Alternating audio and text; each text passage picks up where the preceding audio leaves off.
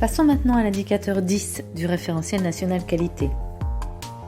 Alors cet indicateur demande que le prestataire mette en œuvre et adapte la prestation, l'accompagnement et le suivi au public bénéficiaire.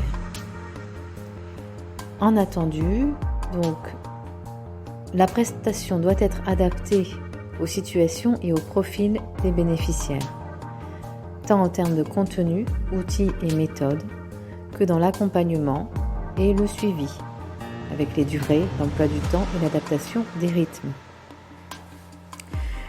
Alors, les éléments de preuve que vous pourrez proposer pour cet indicateur sont de montrer à l'auditeur les durées et contenus des prestations, les emplois du temps, les groupes de niveau, les entretiens qui démontrent le suivi, la fonction dédiée, à savoir celle du responsable ou du référent pédagogique avec, pourquoi pas, sa fiche de poste, le livret de suivi pédagogique, donc dans le cas de l'alternance centre-entreprise, et les différentes séquences d'accompagnement et ou de médiation, ça c'est plutôt pour le centre de bilan de compétences. Alors, qui est concerné par cet indicateur ? Donc vous l'aurez compris, l'ensemble des organismes de formation est concerné, les CFA, les centres accompagnant la VAE, les centres de bilan de compétences et les organismes de formation classiques. Comment répondre à cet indicateur numéro 10 ? Alors, j'ai déjà donné des éléments.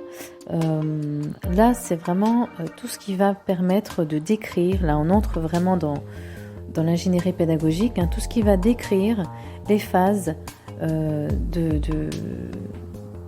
conception du contenu, de l'accompagnement et du suivi des stagiaires.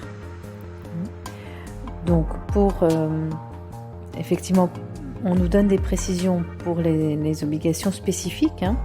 Les CFA, donc le prestataire met en œuvre les dispositions de la loi relatives aux obligations des CFA pour l'accompagnement des apprentis. Donc là, c'est l'article L 6231-2 du Code du travail. Pour la VAE, le prestataire met en œuvre les phases individuelles et ou collectives et adapte la durée et les modalités d'accompagnement en fonction du bénéficiaire. Et enfin, pour les centres de bilan de compétences, la convention de prestation précise la durée, le coût, le planning prévisionnel, la description des 3 étapes du bilan de compétences, la description des moyens, outils, méthodes, modalités pédagogiques et postures utilisées. Là aussi, pour toutes ces obligations spécifiques, c'est vraiment réglementé, que ce soit pour les CFA, les dispositifs de VAE ou de bilan de compétences. Là, c'est vraiment très encadré. Donc, très souvent, vous aurez évidemment tous ces éléments. C'est plus pour les centres de formation classiques où là, si vous n'avez pas eu l'habitude d'avoir une ingénierie pédagogique avec des déroulés pédagogiques précis, une traçabilité en termes d'accompagnement et de suivi des stagiaires, là, c'est vrai qu'il faudra mettre en place des choses de façon plus, peut-être plus nouvelle.